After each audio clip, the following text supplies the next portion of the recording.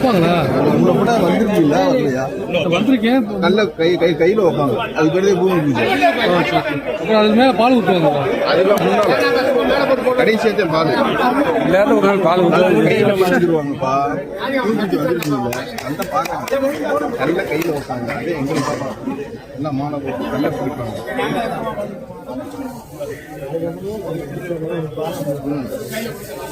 வரல அக்கா வாழ்க்கை டிவி உடஞ்சி வீட்டுக்கு மகாலிங்கம் அவர்களும் அவரோடு தொழிற்சங்கத்துடைய மண்டல நிர்வாகிகளும் கிளை நிர்வாகிகளும் கேட்டுக்கொண்டார்கள். அதன் அடிப்படையிலே இன்றைக்கு மதுரை மேற்கு தொகுதி மேம்பாட்டு நிதியிலிருந்து 20 லட்சம் ரூபாய் ஒதுக்கி கொடுத்து இந்த காங்கிரஸ் தளம் அமைப்பதற்கு பூமி பூஜை போடப்பட்டிருக்கிறது. எங்களுடைய மாவட்ட கழக நிர்வாகிகள், போக்குவரத்து மண்டலத்துடைய கழக நிர்வாகிகள், போக்குவரத்து சங்கத்துடைய அண்ணா தொழிற்சங்க பேரவையுடைய நிர்வாகிகள் முழுமையாக கலந்து கொண்டார்கள். இதில் தேசிய முற்போக்கு திராவிட கழகத்துடைய போக்குவரத்து மண்டல செயலாளர் அவர்களும் கலந்து கொண்டார்கள். மற்றும் போக்குவரத்து மதுரை மண்டல போக்குவரத்து அதிகாரிகளும் இங்கு அதிகமாக கலந்து கொண்டு எங்களுக்கு வரவேற்பு கொடுத்தது எனக்கும் என்னுடைய துணைவியாருக்கும் கொடுத்தது ரொம்ப மற்றற்ற மகிழ்ச்சி. ரொம்ப மகிழ்ச்சி, சந்தோஷம். இது முழுக்க முழுக்க போக்குவரத்து பணிமனையுடைய நலன் கருதி இங்கே அமைக்கப்பட்டிருக்கிற இந்த தளமானது இங்கே வருகை தருகிற இந்த நீண்ட நாள் நம்முடைய பேருந்துகள் மிகவும் சிரமப்பட்டு, மழை காலத்திலும் மிக சிரமப்பட்டு ஓட்டுநர்கள் மிக சிரமப்பட்டார்கள். இது கருத்தில் கொண்டு இப்பொழுதுதான் என்னுடைய தகவலுக்கு வந்தது. எனவே இந்த அடிப்படையில் தான் இதற்கு இப்பொழுது நிதி ஒதுக்கப்பட்டிருக்கு என்பதை இந்த நேரத்தில் தெரிவிச்சுக்கிறேன். இது கடந்த காலத்திலே கேட்டிருந்தால் ஏற்கனவே நாங்கள் ஒதுக்கியிருப்போம்.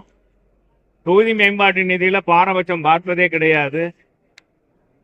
கோரிக்கை வைத்தாலும் இந்த கோரிக்கையை முன்னெடுத்து செல்வதிலும் எந்த கட்சி மாற்றீடும் இல்லாமல் ஒரு சட்டமன்ற உறுப்பினர், பொது ஊழியர் தன் கடமையை செய்ய வேண்டும் என்ற அடிப்படையில் நான் செய்து கொண்டிருக்கிறேன். அந்த அடிப்படையில் தான் இன்றைக்கு இது தொடங்கப்பட்டிருக்கிறது.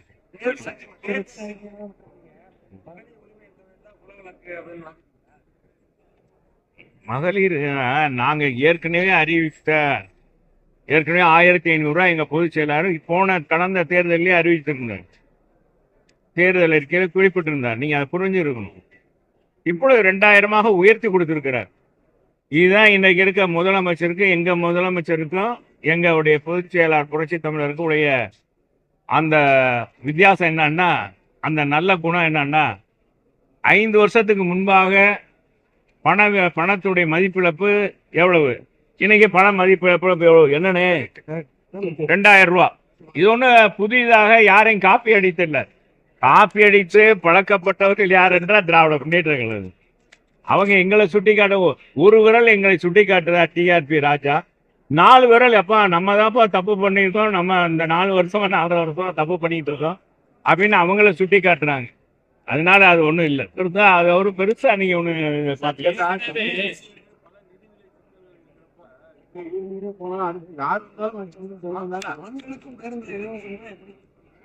நகர பேருந்துல தான் நீங்க புரிஞ்சுக்கணும். நகர பேருந்துல ஆண்களுக்கும் இலவசம்னா, ஆண்கள்ல எத்தனையோ பேர் வயசானவங்க, பாவப்பட்ட மக்கள், பாவப்பட்ட ஆண்கள் இருக்க மாட்டாங்களா? வறுமை கோட்டுக்கு கீழே இருக்கவங்க எத்தனையோ பேர் இருக்காங்களே. எத்தனை பேர் எல்லாருமே பேர் எல்லாருமே பணம் கொடுத்து போகிற அளவுக்கும் இல்லாதவங்களும் இருப்பாங்க. அந்த அடிப்படையில் ஏழை பாளைகளுக்கான உருவாக்கப்பட்டதான் புரட்சி தலைவர் எம்ஜிஆர் உருவாக்கின கட்சி தான் அதிமுக. அதை வார்த்தெடுத்தவர் புரட்சி தலைவர் அம்மா. ஏழைகளுக்காகவே கட்சி தொடங்கி ஏழை மக்களுக்காகவே திட்டங்களை கொடுத்து குடிசை வீட்டுக்கும் ஒரு விளக்கு கொடுத்தவர் புரட்சி தலைவர் எம்ஜிஆர். அனைத்து குடும்ப அட்டைதாருக்கும் விலையில்லா அரிசி கொடுத்தவர் எங்க அம்மா. அப்ப நீங்க அதை கேட்பீங்களா? ஏங்க எல்லா குடும்பத்துக்கும் என்ன பணக்காரவங்களாம் வாங்குறான், யார் வாங்கினாலும் அரிசியை வாங்க வந்தாங்கன்னா வாங்கிட்டு போகட்டுமே, அவங்க அவங்க இல்லாதனால தானே வாங்குறாங்கன்னு சொல்ல அடிப்படையில தான் கொடுத்தது.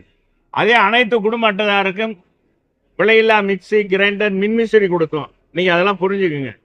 நாங்க கொடுக்குற திட்டங்கள்லாம் பாகுபாடு பார்த்துல, தகுதி பார்த்தல்ல, அனைவருக்குமான திட்டம் தான் இது. இந்த திட்டங்கள் அதன் அடிப்படையில் தான் இந்த தேர்தல் அறிக்கை 5 அறிவிப்பு, முத்தான அறிவிப்பு.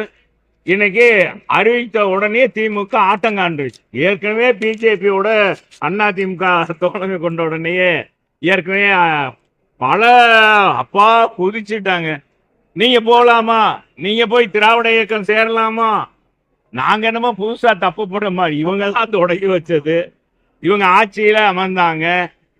இன்னைக்கு பாத்தீங்கன்னா இந்த பழைய ஓய்வு திட்டமே இவங்க காலத்துல தான், இவங்க அமைச்சர் மத்தியில பாரதிய ஜனதாவோட மந்திரி சபையில இருக்கும்போது தான், கூட்டணியில இருக்கும்போது தான், நீ நல்லா புரிஞ்சுக்கணும், அன்னைக்கு தான் ரத்து பண்ணப்பட்ட புதிய ஓய்வு திட்டம் அறிமுகப்படுத்தப்பட்டது. அதுக்கடுத்து மோடிஜி அதை நடைமுறைப்படுத்தினார்.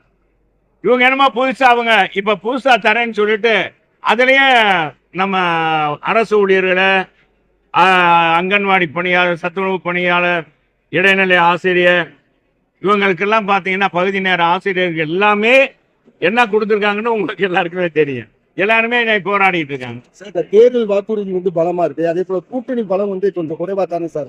எங்களுக்கு கூட்டணி பலம் குறைவே கிடையாது. நீங்க என்னன்னா நீங்க அதைத்தான் தவறாக எடை போடுறீங்க. எங்க தலைவர் 1980 எப்படி கூட்டணி வச்சாரு? பெரிய பெரிய கட்சியோட கூட்டணி இருந்துச்சா? சாதாரண காக்கா தேக்காங்க. பா நெடுமானே, நீங்க பாத்தீங்கன்னா பா நெடுமானே, இது மாதிரி தெரியாத கட்சியெல்லாம் சேர்த்துதான் நடத்தினார்.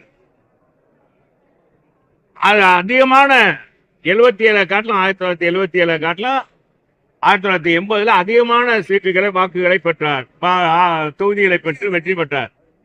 எம்ஜிஆர் தான், இவனும் எம்ஜிஆர் மாதிரி தான். எம்ஜிஆர் கட்சி தானே அண்ணா திமுக. எனக்கு வளர்ந்திருக்கு அண்ணா திமுக என்பது. அன்றைக்கு 17 லட்சம் தொண்டர்கள், அன்றைக்கு அடுத்து எங்க அம்மா காலத்துல 1.5 கோடி தொண்டர்களாக இருந்தாங்க. இன்னைக்கு 2 கோடிக்கு மேற்பட்ட தொண்டர்கள் இருக்கிறாங்க. எங்க குடும்பம் சம்பந்தம் பண்ணியிருப்பாங்க, கட்சியில இருக்கவங்க ஒருத்தருக்கு ஒருத்தர் சம்பந்தம் பண்ணியிருக்காங்க. என்ன சொல்றீங்க? அப்படி இருக்கும்போது அப்ப விரிந்து பறந்து இருக்கிறது, இயக்கம் பறியுது. தமிழ்நாட்டிலே பெரிய கட்சி எதுனா அண்ணா திமுக. எங்களோட கூட்டணி வைக்கிறது, கூட்டணி பலம் எந்த பெருதமாக இருந்தாலும். எங்க அண்ணன் இந்திரா காந்தி பிரதமரா இருக்கார், டாக்டர் கலைஞர் அவரு தமிழகத்துடைய முதலமைச்சர், 2 பேரும் கூட்டணி வைக்கிறாங்க, பெரும்பெரும் தலைவர்களா இருக்காங்க. அப்படி இருந்த அந்த கூட்டணி 117 பேர் அப்படி இல்லையே. கூட்டணி பலம் பார்க்க மாட்டாங்க மக்கள். தேர்தல் நேரத்தில் மக்களுடைய மனநிலை கடந்த 5 ஆண்டுகள்ல யார் எப்படி ஆட்சி செஞ்சாங்க, அதுக்கு முன்னால எப்படி எடப்பாடியார் ஆட்சி செஞ்சாரு அப்படின்றதான் பார்ப்பாங்க. அப்படிதான் பார்த்துருக்காங்க. அப்படித்தான் பார்த்து இன்னைக்கு மக்கள் எல்லாம் நாங்க போற இடங்கள்லாம் ஏகோபித்த வரவேற்புல இருக்காங்க. இவங்களும் அள்ளி அள்ளி கொடுக்குறாங்க, திமுகவா பரிசுகளை அள்ளி கொடுக்குறாங்க. நேற்றைக்கு பாத்தீங்கன்னா, நேற்றைக்கு முன்தினம் சென்னை அண்ணா நகர்ல அங்க இருக்கிற சட்டமன்ற உறுப்பினர், திமுக சட்டமன்ற உறுப்பினர், பேர் சொல்லல, காத்து கொடுக்குறாரப்பா, சீர் மாதிரி கொடுத்து விடுறாரு. தென் மாவட்டங்களில் சீர் கொடுக்குற மாதிரி சீர் மாதிரி கொடுத்து விடுறாரு. நான் ஆட்சி அதிகாரத்தில் இருக்கிறவர்கள் நல்லதை மக்களுக்கு செய்திருந்தால் ஒரு சட்டமன்ற உறுப்பினர் இவ்வளவு பரிசு பொருள் கொடுக்கணுமா? அதே மாதிரி எத்தனை பேர் கொடுக்குறாங்க. அன்னைக்கு படிப்படியா எல்லாமே வந்துகிட்டு இருக்கு. திமுக சட்டமன்ற உறுப்பினர்கள், திமுக சட்டமன்ற உறுப்பினருக்கு தெரியுது நம்முடைய பலம் நமக்கு தான் தெரியும், மக்களுடைய பலம் நமக்கு தெரியும்ப்பா.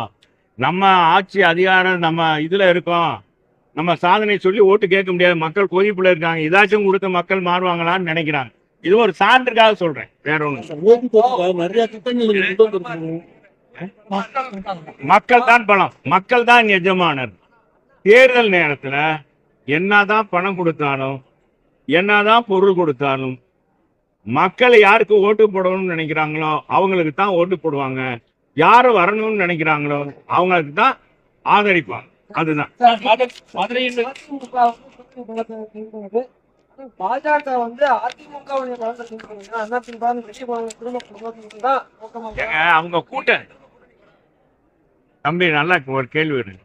ஒரு கூட்டணி தர்மத்துல அவங்க இருந்தவங்களை கூப்பிட்டு சேர்த்துக்கணும்னு நினைக்கிறது தப்பு ஒண்ணு இல்லையே. இது தவறா நீ எழுதக்கூடாது. எதுக்காக அதுக்காகலாம் கருதக்கூடாது. உங்களுடைய பெருந்தன்மையே காமிக்கிறாங்க. வெளியில போனவங்க மதுரை மக்களுடைய செல்ல பிள்ளை அப்படின்னு சொல்றாங்க. ஆனா செல்லூராஜ் தொகுதி மாற போறாங்க அப்படின்னு அதெல்லாம் மேற்கு தொகுதியில தான் கிடைக்கிறேன். மேற்கு தொகுதியால செய்யறேன். ஏங்க அப்படி சொல்றீங்க? அது மாதிரி எல்லாம் ஒண்ணும் இல்லை.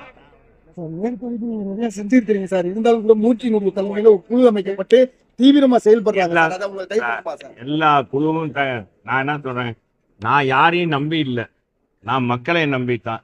மேற்கு தொகுதி மக்கள் தான் என்னைய இந்த நிலைக்கு உயர்வாக்கியிருக்காங்க. செல்லூர் ராஜா யாருன்னு உங்களுக்கு தெரியுமா? 15 வருஷத்துக்கு முன்னால நான் சாதாரண ஒரு கவுன்சிலர் இருந்தேன். இடைத்தேர்தலில் கொடுத்தாங்க, வெற்றி வாய்ப்பு இழந்தேன். மேயர் தேர்தலில்